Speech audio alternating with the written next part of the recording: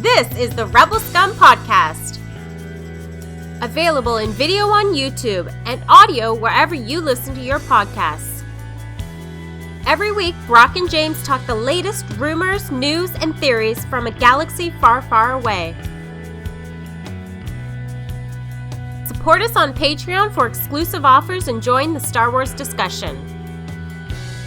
Patreon.com/RebelScumPodcast. Here are your hosts, Brock and James.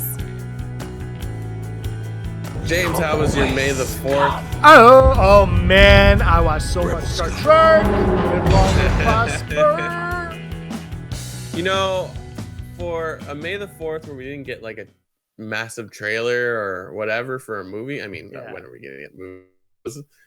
I thought it was pretty good. I got to give kudos out to Disney Plus. Like, obviously, Bad Batch came out 2 episodes in the week, but like one on that's May the 70-minute episode though. Yeah. Oh, we're gonna definitely talk about this episode. But like I said, hey, have you heard of Star Wars biomes? It seemed like they just dropped a whole bunch of different little things. And I don't know, for our listeners, if you haven't checked this out, go watch instantly. Star Wars biomes. It's an aerial shot through different planets set to music. It's genius. You told me about it, and it's 18 minutes long, and I put it on. I was like, oh, this is cool. And then Erin walked in, and I was like, you got to see this. She goes, and I was like, you got to see this. And I put it on for her to see. And she's like, oh my god, that's cool. And then her parents came by, and she's like, she said you gotta see this. And I was like, what? Mostly to her dad, who likes Star Wars, but she's like, you gotta see this. And he's not obsessed or anything. And he put it on. He's never seen the prequels, which was the best because he had no idea what Mustafar was at all. He's like, what's this? What's this? Is there significance to the lava? And I was like, let me tell you. That is where Vader comes from. But it was that was I mean, it's really like, it reminds me of, I have the Apple TV, and when Google Chrome does it. Chromecast. Screensaver. It's like a screensaver, and I was like, this is. I wish it was just like. I mean, I'm glad it is what it is, but if it was an option to be my screensaver, I'd be like and the music's pretty good too.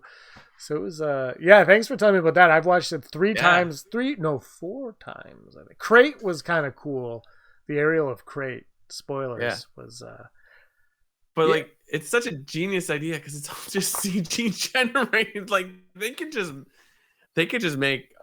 unload a whole bunch of that, and like it's like it's probably based on files from what they used on the films. Like they have it. Did you check out? There's a ships one too. Yes. Did you check out that? Yeah, and it reminded me of Battlefront. The new Battlefront 1 when you're on Tatooine and the Falcon's there. I was like, I think they're just using that animation. It looked like what they used for like the Solo trailers, right? Yeah. It's just like someone on a Steadicam just walking through that set. I think, or maybe it's all CG. I think it was CG, but yeah, I watched. So you told me about. I didn't really.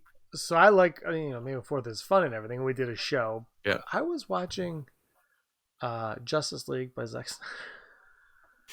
And then you text me about that, and I was like, wow, I guess I'll watch Star Wars on Star Wars Day. And I put that on. I was like, this is great. And then I watched the ships, and then I watched Maggie Simpson, which I wasn't going to, but then I saw it was like 3 minutes, and I said, well, I have 3 minutes to spare. We got this. And that was fun. That was a really fun 3 minutes. And then what else? Oh, and then was it that night? I think that night I watched The Bad Batch. Nice. I ended up watching. I wasn't going to because I wanted to, but Erin's not really into the animation stuff side of Star Wars. Like she's just not like, and not just Star Wars, like anything. She just doesn't. She loves every freaking Pixar movie. Yeah, but she's reluctant to see them all. So I was waiting, and then that episode, you text me about that episode too, and you're like, Dave Filoni had a big flex, and then our patron our friend Sooner Thrawn was like, oh man, the first 2 minutes. I'm like, what happens? That was my big thing. Was just like, what is going on? Yeah. I had to know, and then I put on. It's wild because his flex is all based on characters he's made. He's not even like taking some kind of like Star Wars lore. It was like, this is a character I made, and this is a character I made, and this is a character I made, and you're like, what? And he's not even the head honcho of the show, really. He just kind of oversees it, which is phenomenal. It's Jennifer Connelly, is that her name? I think that's her name. And there's someone else, 2 producers, I believe, and I could be screwing them up. I'm not a very big Star Wars fan, but George Lucas created the Bad Batch characters, which was kind of cool, and he wanted to be a spin-off.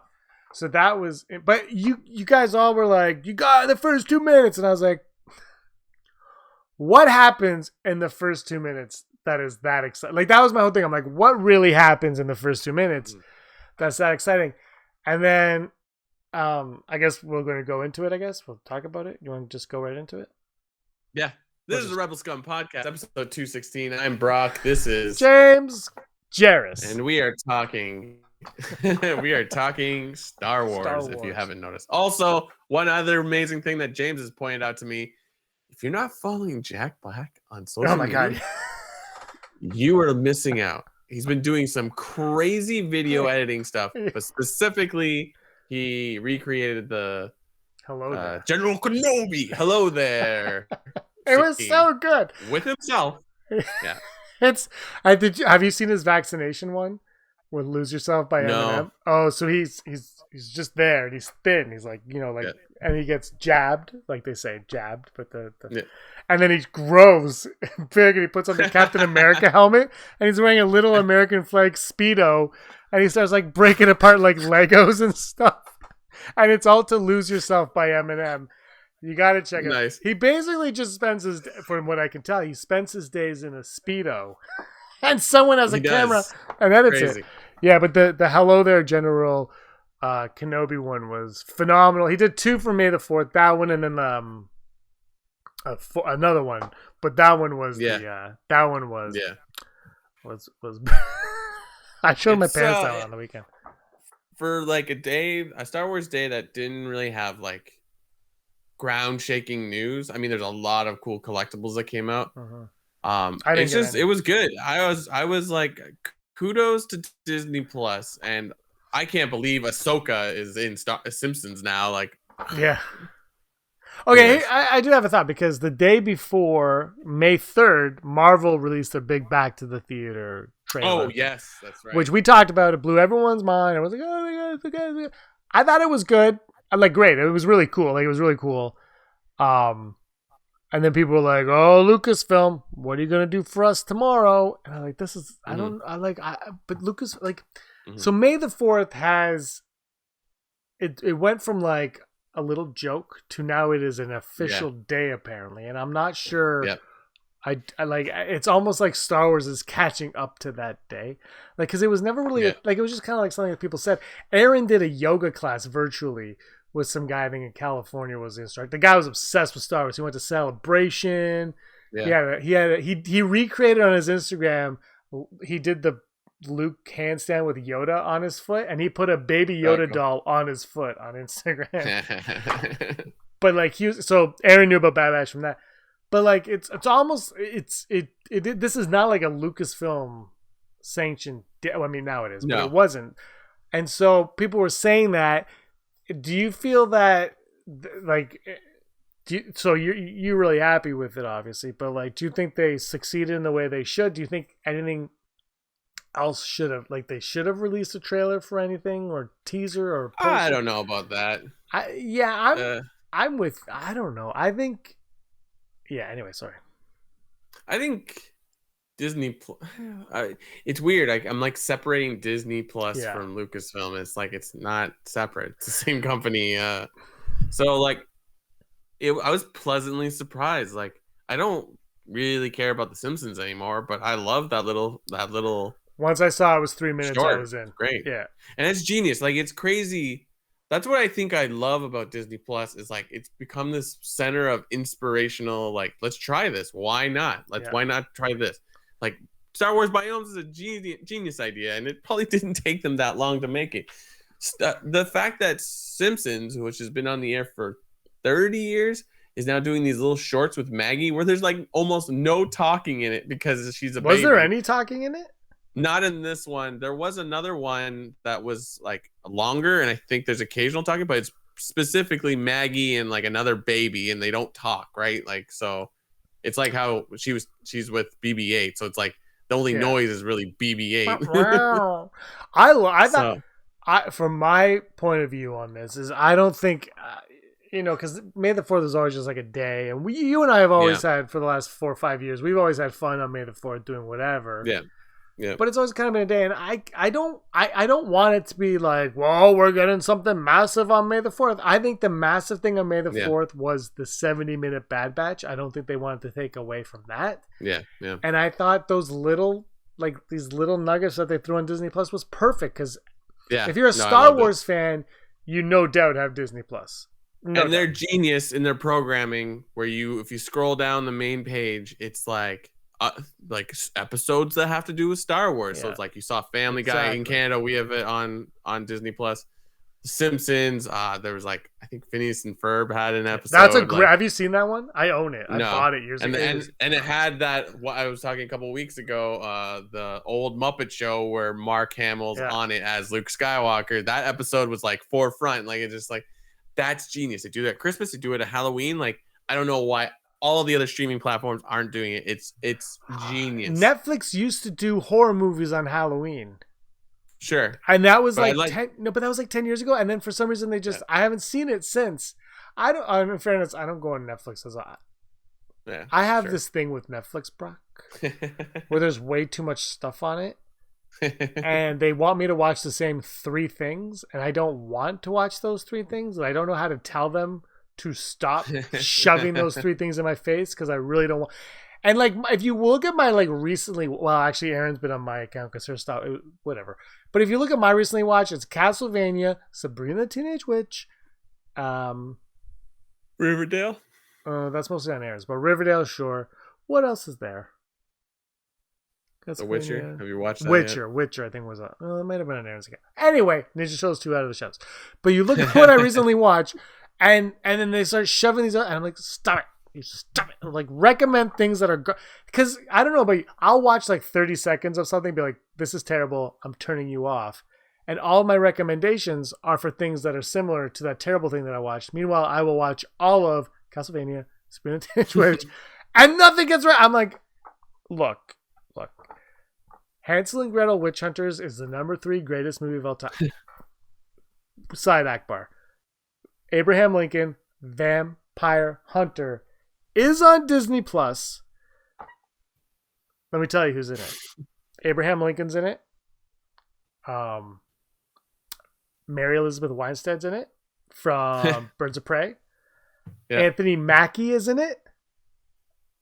An actor from the movie Loser is in it. and young Howard Stark is in it. Yeah.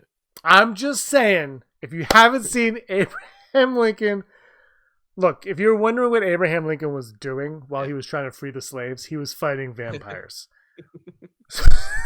But they tie it into historical. It's the greatest movie of all time. Zooey Deschanel's father is the cinematographer. You're going to want to watch this movie. Nice. Anthony Mackie from Falcon and Winter Soldier. From the Adjustment Bureau. Anyways. Disney Plus did I agree with you on it. I agree with you on Disney Plus doing it right on all the holidays, and May the 4th is a holiday. So Bad Batch, excellent episode. As you might know, anyone not having watched this, you're gonna want to bail on this point because we're gonna do spoilers. So we're gonna give you to the count of 5 to jump ahead 20 minutes. 1, 2, 3, 4, 5. Okay, so Kanan, Caleb Dune in it's just it's just a minute part of the episode, and you're just yeah, that's all you needed. He could not come back, and it'd be perfect. And I would assume he doesn't. He can't, right? Because he has to go in hiding, right? And see, this is what I think. Even though we just said Filoni isn't there, but what he brings to the Star Wars table, that I think the story group meant to do this, but whatever, who cares? But what Filoni brings to Star Wars is that cameo, and the other cameo. Yep. And probably the other cameo. But that, like, so what it is that could be anyone. That could be any Padawan. Yep. But you know what? Let's give the fans something to cheer for. Because it's there to set up this whole relationship that the Bad Batch and specifically Hunter's going to have with, I love, it's Omega, right? Like, but because she has the Kiwi, New Zealand accent that's supposed to be like Tamora Morrison, she says Omega, but it is Omega. It's yeah. Which is like, I know it's just like the way she says it's like, oh, is it Omega? But they call it Omega. So like that's totally what's set up. It happens in the second season, but we'll focus on the second episode. Focus on the first episode. Like, it was great. I rewatched both episodes. So I think I have more notices of detail. I love that the episode starts with that narrator that is in every Clone Wars episode, because it's just sort of signaling to you, is like, this is a continuation of Clone Wars. But then when you get to the second episode, there is no narration, which I think is a beautiful move as well. And this is so. I've seen people complain, like, oh, not complain, but they're like, this is just season 8 of the Clone Wars. Except I don't think so. No, but what you Sorry, just I'm said, not disagreeing with you. I'm just disagreeing with them. Well, no, because they're idiots. But here's why. What you just said was perfect, because it is season 8 of the Clone Wars, and then they go, Clone Wars are done.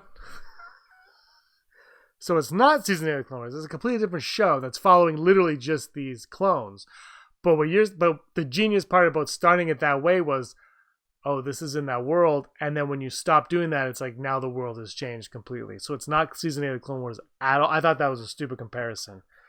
But I actually want to bring something up with you regarding this comic right here. Kanan. Is it pronounced Kanan? Yeah. Kanan. I haven't read this yet. Rob, Darth Ward, got this for me from Dollarama, $4 for this whole thing. I haven't read it yet. He got me a bunch. There's a whole bunch in there. But this one I wanted to, because Kanan's... you've read this, correct? No, I haven't. Oh, well, you're the wrong person. I know roughly what happens in it. I mean, that is actually where I think his master is actually like first appears. So it's like, well, she's in the Phantom Menace. Oh, right. But like, technically, that character isn't Filoni creation, but he's definitely now helping boost it. Well, yeah. So he definitely killed her. Well, no, she dies in this comic. That's right. Sorry. And her death is different. Oh, okay. That's annoying. So that's what I want to talk to you about, because I've seen a lot of people arguing about how he retconned canon. And this, he does leave in the woods, though. So there you go. I'm looking at it right now. Like I said, I never read it, but I did find it because it's right here. But she dies. She gets killed by clones. Same type of thing, but different scenario. Yeah. They're on a different mission. So you just said it's annoying, but for me, I'm okay with the change, because as much as I love these books and I love the tie-ins and this and that, the thing is, ultimately, you're trying, like George Lucas, you could love the EU, but George Lucas was like, well, I'm going to do what I have to do. And I think I still as much as I admire what they're trying to do, I still believe that they're handcuffing themselves. Like the Obi-Wan Kenobi show, you're like, well, in the comics, he read these things. I'm like, but now are they going to have to follow that on the show? Like, is that going to take away from things? And it's no discredit to the comic, but less people read the comic. Yeah. And so it's just, it's a little bit tough. I don't know what your thoughts are on that. I mean, the point of that part of the story is that Kanan watches his master fall to the clones. So that is important, and that's happened in this. So it's like, now we can understand why he doesn't want to be a Jedi, or he doesn't trust any clones. He doesn't trust the Empire. So it's just like, as long as it roughly is the same, if the little details are slightly off, I don't know, like it's not a big deal. Like, because like, how many times have they depicted like Bruce Wayne's parents being killed, or Uncle Ben being killed? Like, like the movies where you see Uncle Ben get shot by the guy stealing or whatever, that Peter could have stopped. Like, it's not like picture perfect, but the concept is still there. Like this happened, and he could have stopped it if he had, been used his powers for greater responsibility, or great powers make great responsibility, whatever. But it doesn't matter. Like no one like questions that to an extent. I'm sure. Like actually, what am I saying? Comic book fans have probably been critiquing every single Batman thing that's ever come out. But this is like, it doesn't matter because as long as it's not like, like I don't know, how would you change how Batman's or Bruce Wayne's parents are killed? Like it's like, you could say. In the Joker, you see the Waynes at one point, and it's like, oh, they retconned it, and like they didn't really change anything. It's still the same vibe, and I honestly can't remember. Like, I think they get shit, but it's just like, yes, exactly, pearls and everything. It's like, whatever. It's like, who cares? So I don't really.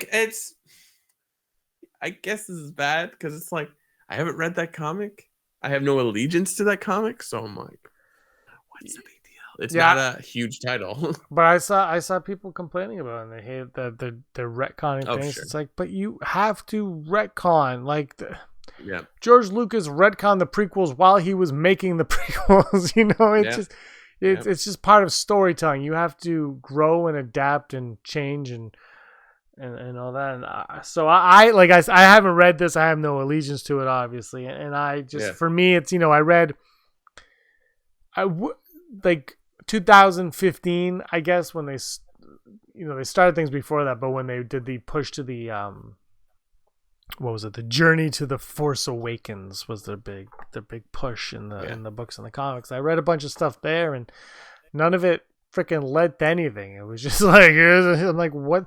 Like, Aftermath, people love it or hate it, and I think it ended up leading to the rise of Skywalker, but nobody acknowledges that. But the Lost Stars book, which is one of the best Star Wars book that we've had in the modern era, it's not a Journey to the Force Awakens at all. It had that, but it actually takes place during the original trilogy. There's no, I mean, maybe the end with Jakku,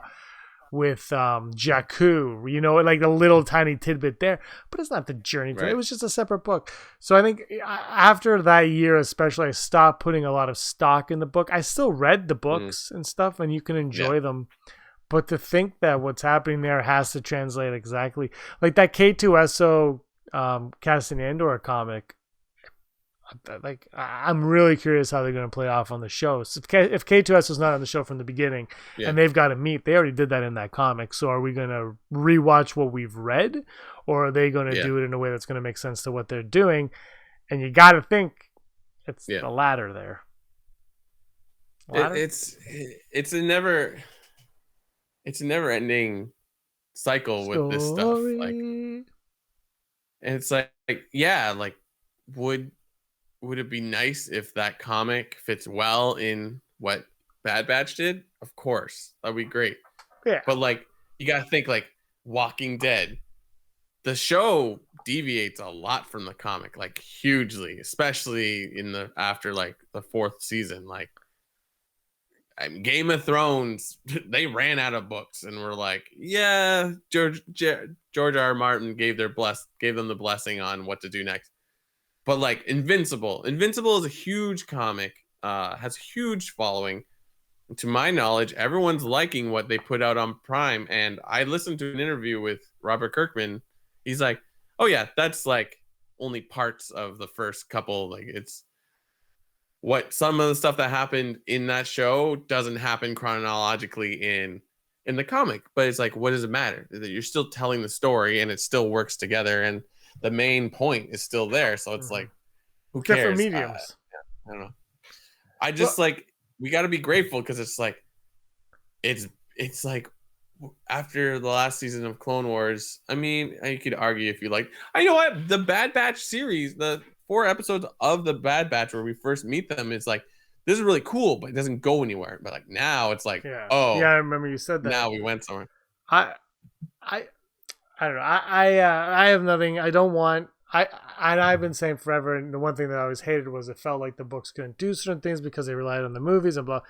I like it. Just let loose. Just do what you want to do. And I feel like this first episode of The Bad Batch, I said this. I think I said this to you while I was watching it right when I finished. I'm like, if that was live action, it would be up there. I think for a lot of people, as and maybe it's not fair in animation, and maybe it doesn't translate too. But I just think if that was live action, I think that would be up there as a favorite Star Wars for a lot of people. I thought it was just, it was. I didn't know what to expect because I didn't watch the last couple of trailers. I watched one trailer. I don't know. I think there was 2 or 3. I only watched one, and I didn't watch it since I saw it the first time. So I really didn't know what I was in for. I knew that there was the Omega character because they released an image of her. That's all I knew. She's in the one trailer too. Oh, but you didn't see the last. I don't know if that's the one I saw or not, but I know I saw an image. I did see a picture, so I knew that she was coming. I didn't really think anything of it. I had like Kanan showing up, shocked, like everything. It just, once it started, it just felt like it was on solid ground, and it knew what it was. It knew what it was doing, which is I think one thing that I like about TV shows, because I don't get into a lot of TV shows, but when I do, I think it's usually they like, you kind of feel like they're stable and they have a purpose. And I'm watching this, I'm like, this is like, it was just like, this is solid. And it feels like I'm watching something better.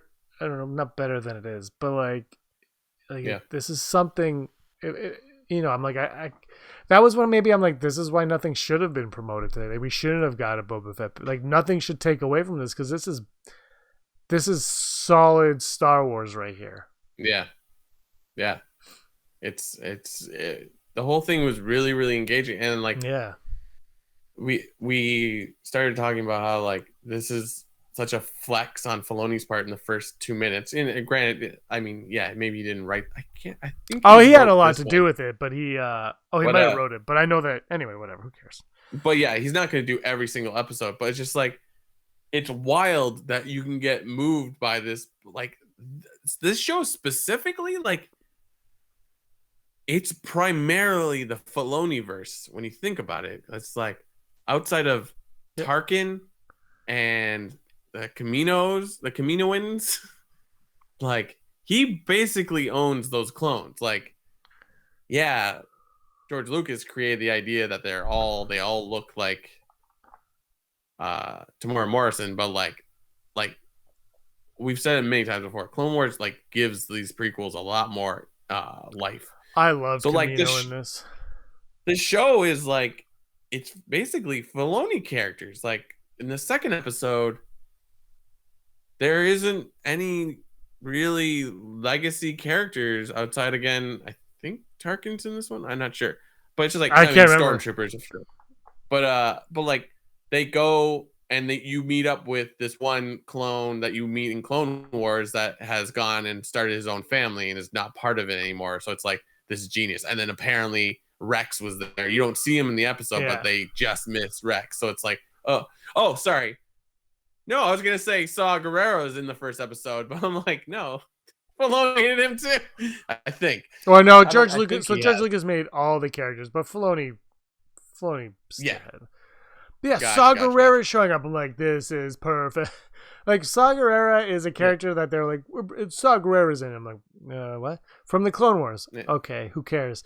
And then Forrest Whitaker took that role and ran with it. And then they're so confident in Saw Gerrera that they got the Clone Wars actor to play him in this, and not Forrest Whitaker. And I'm like, that's awesome.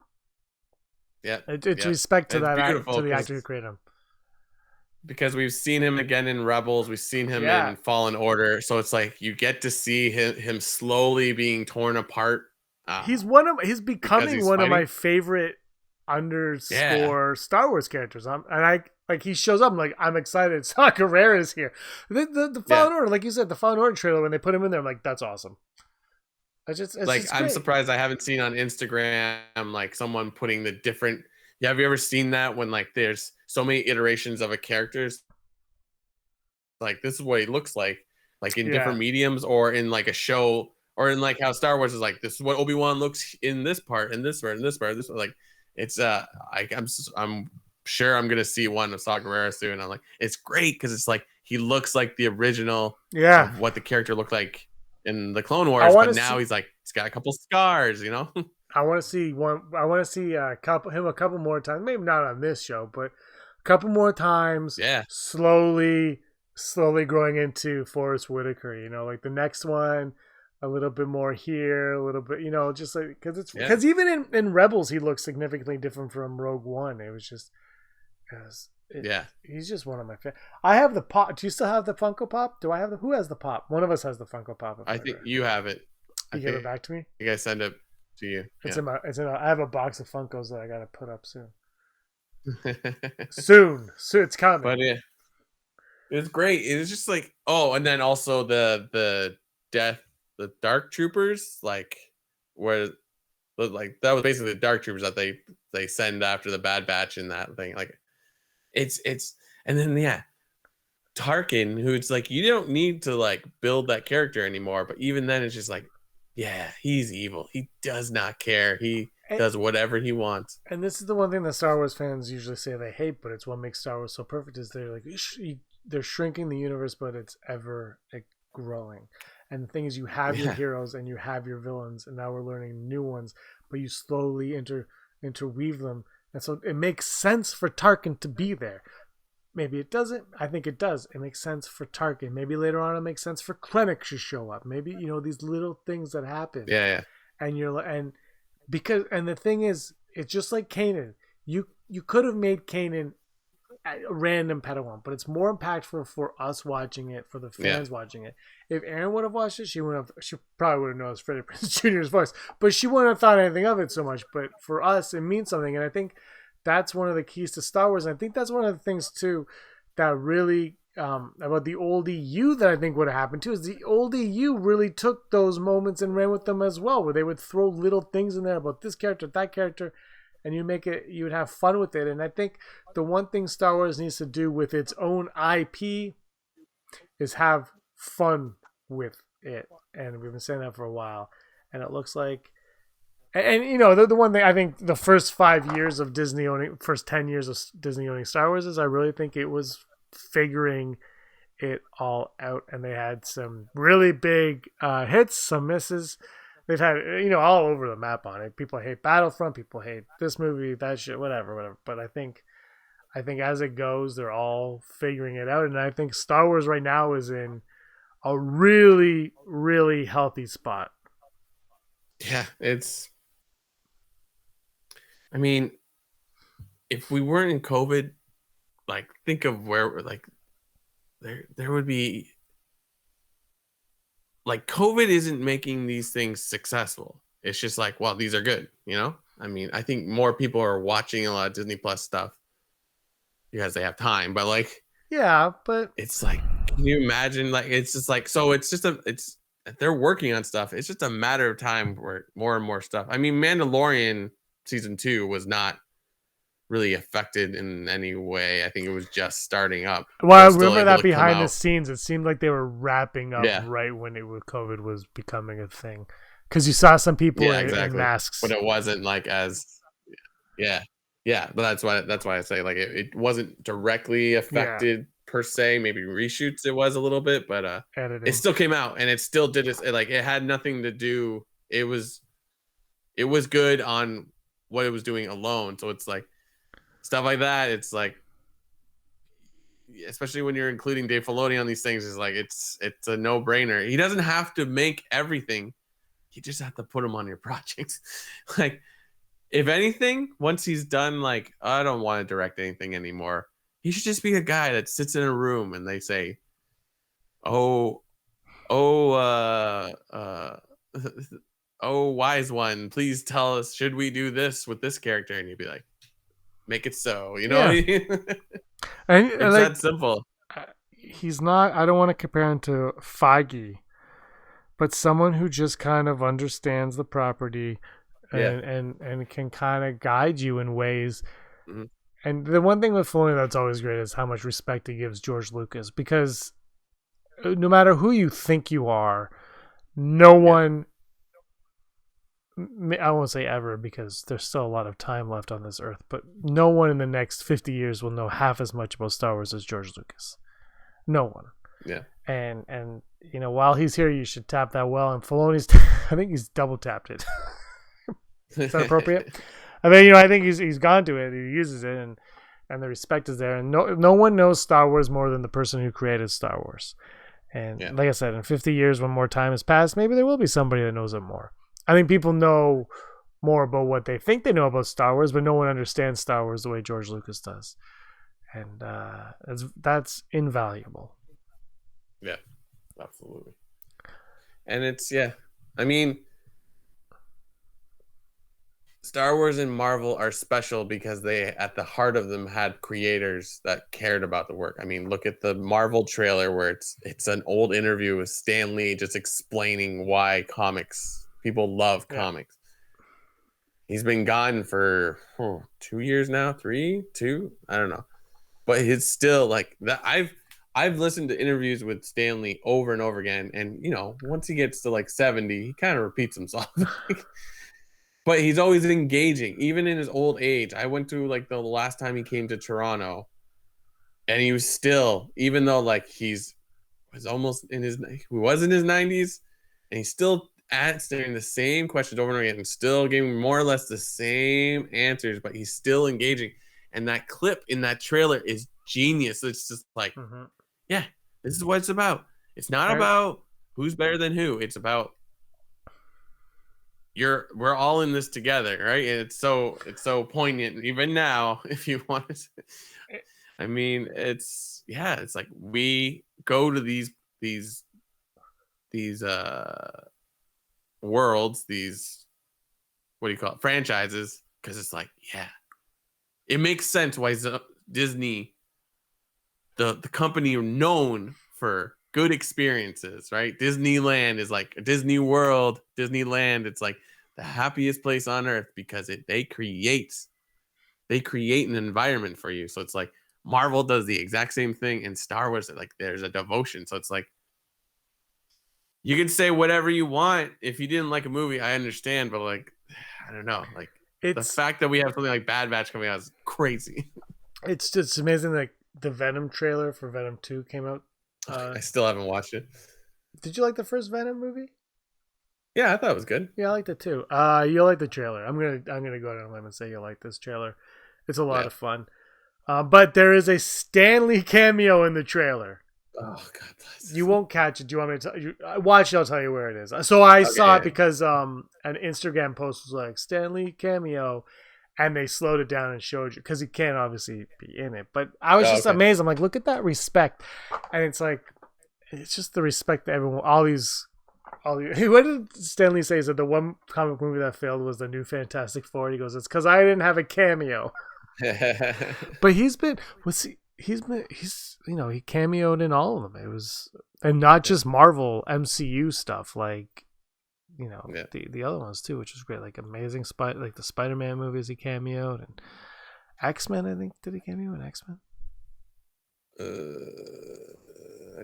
Not sure about those ones. But he's been doing it for a long time. Yeah. And anyway, but it's great to see him in Venom. But it's just, that's why, like, when they announced after Endgame, like, this is his final appearance, I'm like, what are you talking about? You have probably 1 million of him digitally. Just put him in. He doesn't have to say anything. Just put him in the front. I was like, there he is. Well, the Venom one is the Venom one's very, very, like, it's hard to catch. Yeah. If once you know where it is, you're like, oh, there is a cue to it, but you're not paying attention to it, right? So they do float you in that direction, but you're not going there. Like, it's, I don't want to ruin it for you. Not that it will or not, but let you watch it first. Maybe you'll catch it, because now that I brought it up, you might be more cognizant of seeing it in there. I thought that trailer was a lot of fun, though, and it's cool that he gets that respect.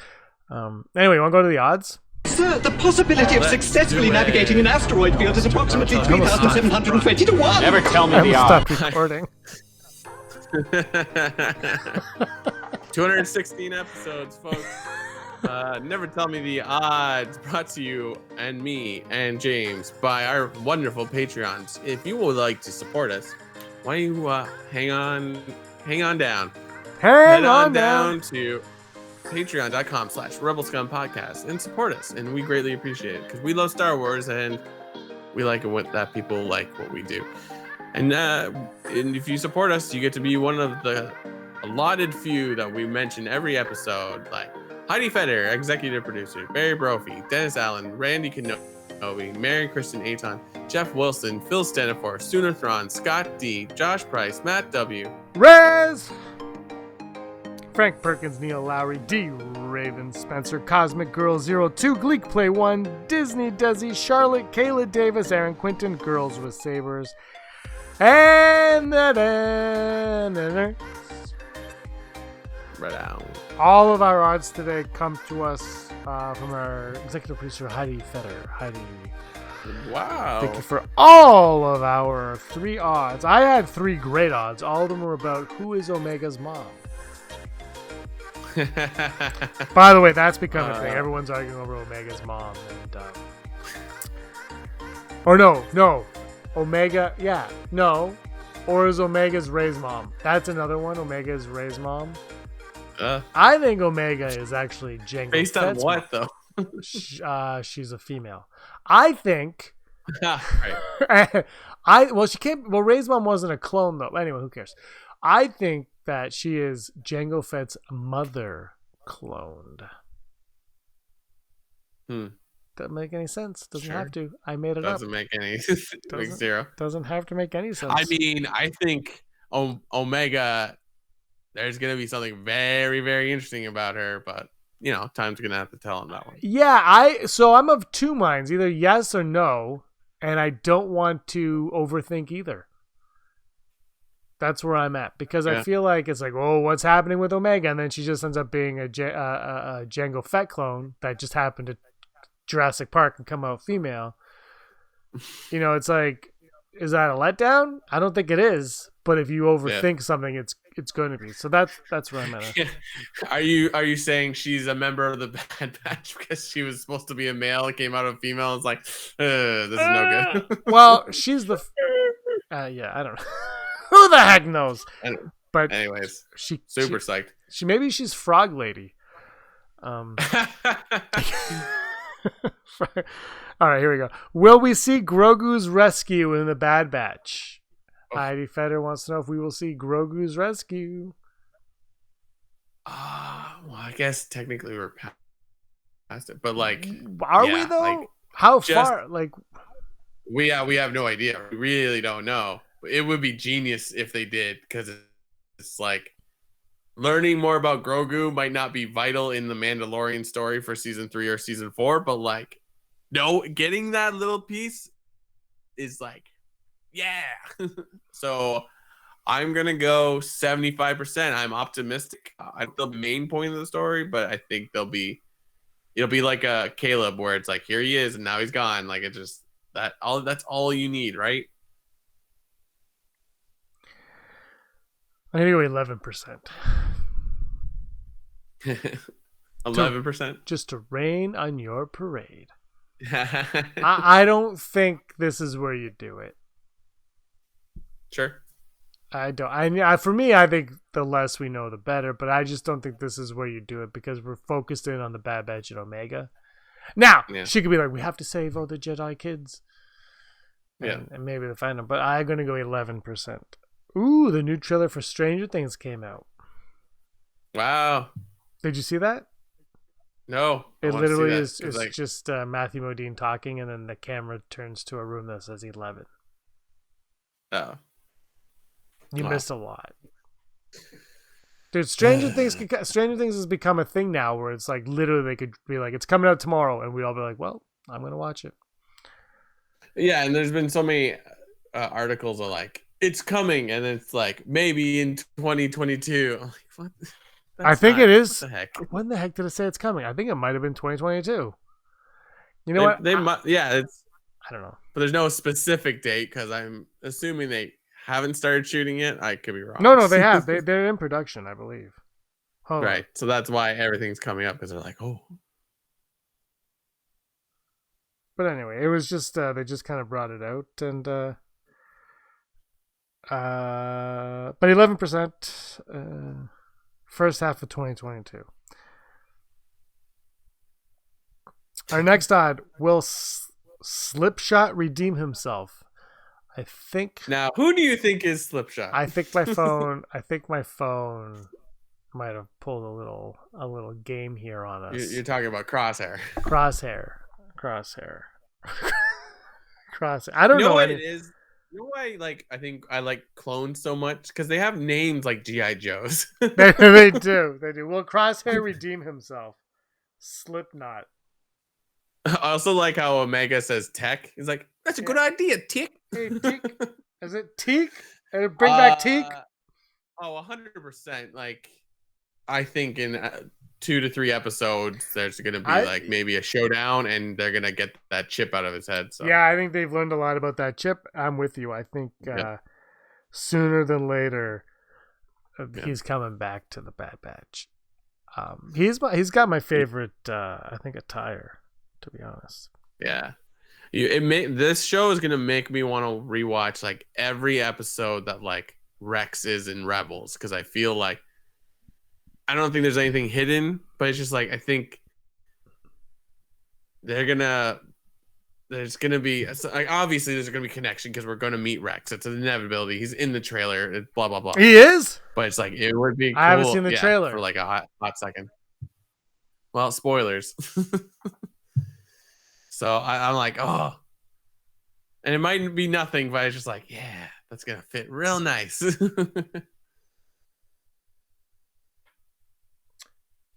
Yeah, he's going to redeem himself for the next few episodes. I'm going to go 89%.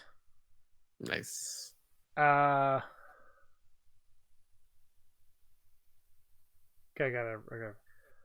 Will the doll named Lula be released as a plush toy? 100% Star Wars Celebration 2022. Yeah, you know what? If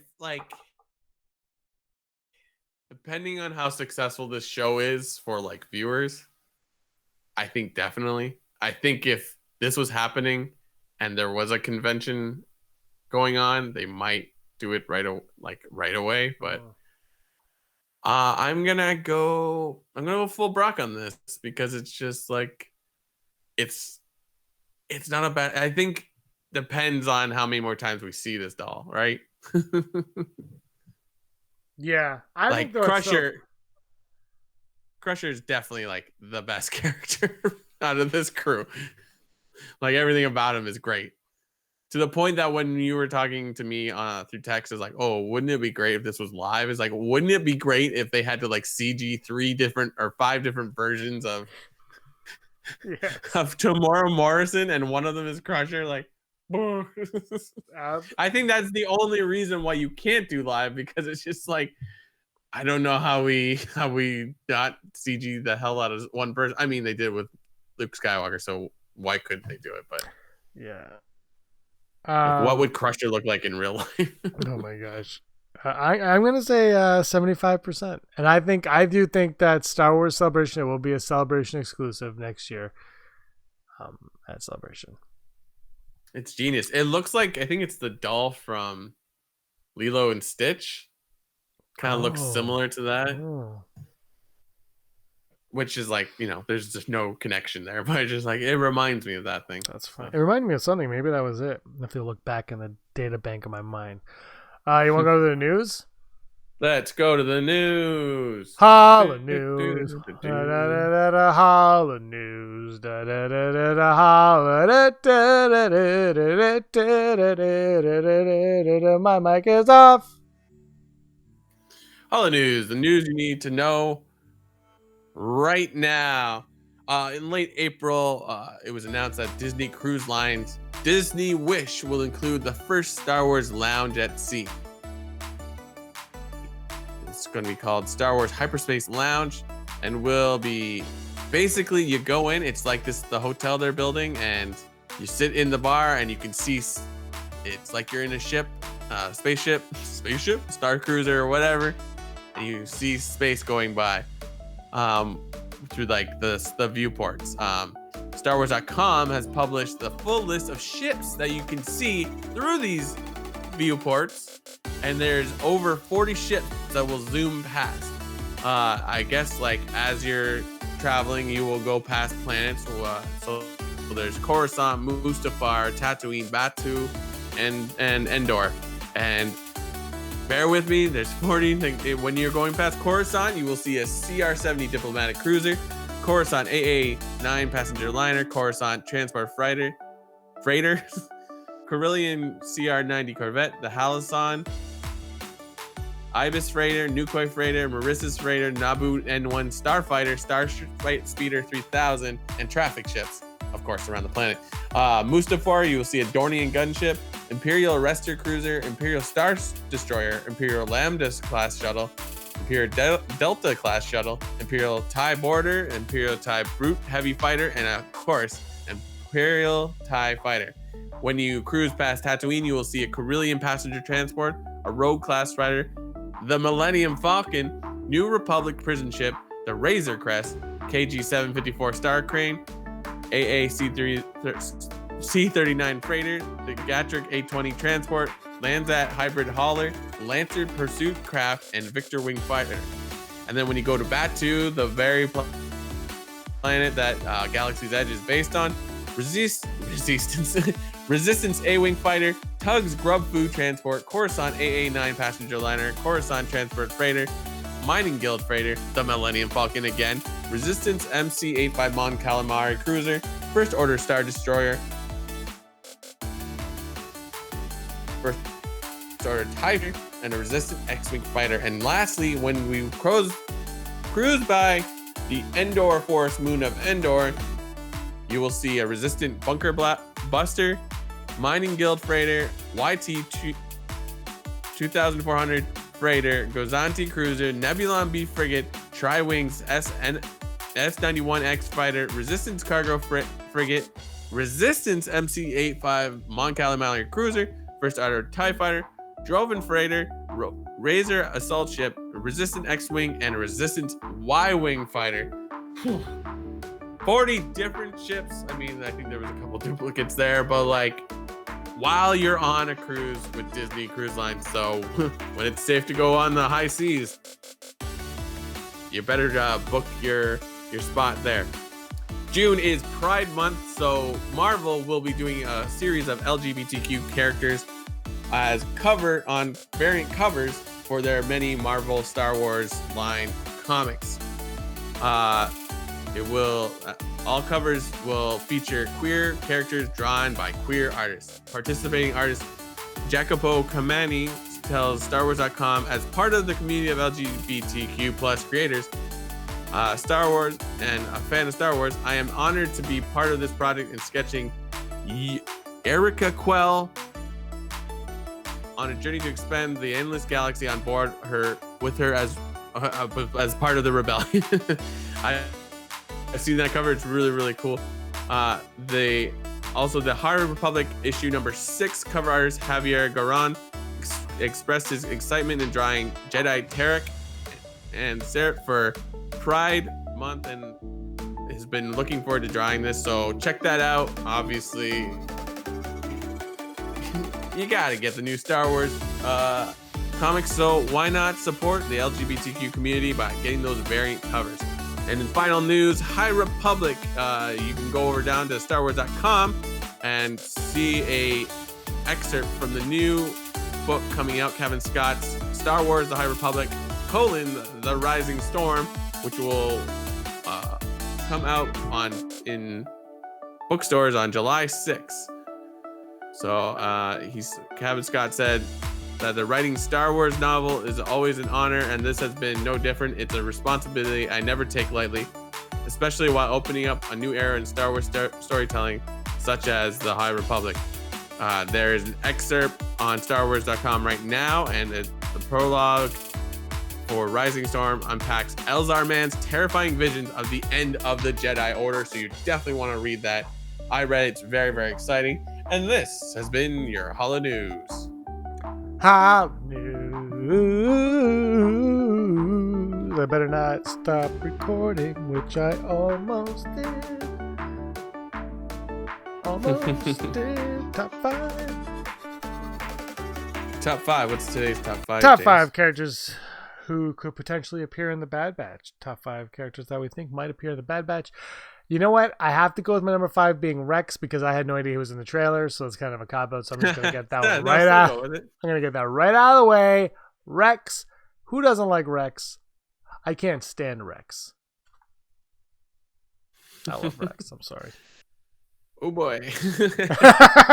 James, don't do it. Don't do it. It's too low. Too low. You got no. Why do you always Hundo Anaka? You know he's coming. He's gotta come. Hundo. Even if it's at the very end. He's like Hundo should be the Stanley. Yeah, so that's my number 5. My number 4 is director Krennic. I like Krennic. What am I getting some more? He'd be younger though. Who could we get to play him? Ooh, Ben Mendelsohn. You know what? I'll put him as my number 4 as well. It's like, nice. I just like it feels like there's no chance he won't be in it, but like, who knows? Yeah, I don't feel like he will, but I want him to, and it's in my top 5, and I'll do what I want. Like I said last week, about Never Tell Me the Odds, we don't review them, and who cares? I'll do what I want. My number 3, the only character that ever needs to be on anything Star Wars ever again, Senor Jar Jar Binks. You said the Bad Batch. You said not having the Bad Batch. I want Jar Jar to return. I'm not the only one that wants Jar Jar to return. And I think, part of when I think Disney got Star Wars is they kind of wanted to separate themselves from the prequels, which people will argue and complain, and I'd be one of them, but it also made complete sense because the prequel, and Obi-Wan, and Ewan McGregor talks about all the time, like, people did not like those movies when they came out. They were just like, people were like, these are terrible. Yeah. You and I excluded, but people didn't like those movies. The reviews were bad. Everything was bad. Nobody liked the movies. And now, 20 years later, the kids grew up and now they love those movies. And I think one thing that Disney is learning is Disney has had Star Wars for 10 years, 8 years, 9 years. Like, that's a decade. And a lot changes in a decade. And I think they see now, like, oh, the kids that were 10 are now 20 and they want Jar Jar. And the kids that were 30 are now 40 and they want Jar Jar. And James wants Jar Jar. I want Jar Jar. Yeah. You put Jar Jar Binks in the Bad Batch. Yeah. You cancel the series. My number 3 is something I mentioned last week where I was like, oh yeah, I never put him in my Jabba the Hutt. Put him in there. We have been dying for Jabba the Hutt. So it's like, put him in there. Can't put him in Boba Fett. So. Actually, yeah. But Boba Fett should just be flashbacks of Jabba the Hutt. Absolutely. It's just literally just. I love Jabba. Jabba no Pada. Solo. My number 2. I gotta look at my list. It's my number 2 makes sense, I guess. It is Princess Leia. Ooh. She would be 3 years old, but really that would get us to Bail Organa. My number 2 is going to be similar to that. It'll be teen or young adult Han Solo, but on Corellia. And then we could get a little bit more of Madame Proxima. Like, yes, he hasn't left. It's just, it'd be awesome. Proxima, and I got the Black series of the Bullock, whatever his name. I like that guy a lot too. That guy was really cool. I really liked him. I liked a lot of Corellia. I think there's a lot I think, and I love it. And Solo's I drink out of a Solo mug every morning. So shut your mouth. And my number 1 was your number 5 because you are a failure to Star Wars fans. It's Hondo. Hondo needs to be on the show. You know what? Maybe Filoni focusing more on live action is the reason why he wouldn't be on this show, but I think if Filoni walked into a boardroom one day, he's like, Hondo. They're like, what? They're like, they're gonna get this through Hondo. What? That's who they're gonna like. It makes complete sense. He's and the guy. He's at Batuu now. Like, he's in Disneyland. Hondo, like my sister knows who Hondo is, and she's never seen one of these shows ever in her life. So I think you have to bring Hondo into it, because like now that he's at an attraction, now is when you bring Hondo into these things, because people watch like, oh, that's that guy from the Disney park. Absolutely. My number one is gonna be kind of a dark horse, but you got me thinking about Kanan. Let's put Zeb in this. Ooh. I mean, I believe the Lasat planet gets attacked at roughly at this point. Like, perhaps, I don't know. Do you think there's gonna be a second season of Bad Batch, or is it just gonna be a one and done? I don't think they know. I think if it's a success, you got to bring a season 2. But I think you could also, I don't know how you end it. They just die, like. Yeah. We're old and we're dead. Like, what the thing is, the one problem where they keep doing this is, where are all these characters later on?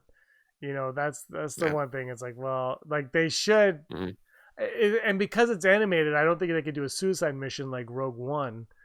Although, you look at all this stuff, you think if Rogue One was made today, they might incorporate characters from the Bad Batch and stuff like that into it, and I'm curious if they would, but who knows? Not that I'm complaining about anything with Rogue One. It's just, you think about the changes that would have been made. That's a good question. I don't know what the plan is, and I hope more. Like, you have Disney Plus, abuse that. Yeah. Take it all. But so, what? Let's put Zeb in there. He's one of my favorite characters from Rebels. Yeah, he's. You know what though? The thing with Zeb is there's all these rumors that a Wookiee or Wookiees will be in season 3 of The Mandalorian. We kind of got the Lasat in that one. Why not bring Zeb into that? Like, he goes back there, but what if, I don't know how you do it. But anyway, he would kind of know Bo-Katan. But anyway, I would like to see some Lasats in live action. Just bring them over. Yeah. See what we can do. Why not? Absolutely. That's what makes Star Wars fun. Boom. I bought an Archie comic the other day. 80th anniversary. 80 years of Archie. Wow. Everything's Archie. Yeah, I bought it. I love Archie, man. Archie's awesome. Oh, that's a disc. We did a film for the 48-hour film challenge by the Russo brothers production company.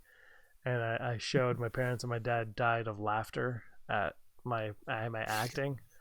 So yeah, I can't wait. Sounds like your dad. Well, I do an accent. We'll say that it's pretty. I didn't tell him that I did an accent either. It was pretty over the top. But anyway, it was a good time. This was 216 episodes of this freaking thing. Unbelievable.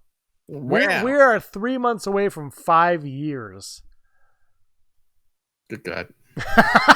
What have you done with your life? Podcasting. It's been fun though. You're looking at it, baby. You and I should do a 12-hour live stream on our 5-year anniversary. Sure. It's just we'll still be in quarantine in Ontario, so we can. It'll be massive. Let's just 12-hour live stream nonstop. And we'll just talk about whatever. We'd get some views, probably 14. It'd be a good time. I'm always here for a good time. Not for a long time, but for a good time. All right. Anything else you want to say? Nah, man. Get vaccinated. But for all our American friends, you're probably completely vaccinated. I should get my tetanus shot, actually. All right. Anyway, 216 episodes. He's Brock. I'm James. And he was always Scum. Rebel Scum. Hey scumbags, thanks for watching. Don't forget to give us a thumbs up on our video. As always, please subscribe to our YouTube channel, Rebel Scum Podcast, for all the latest videos.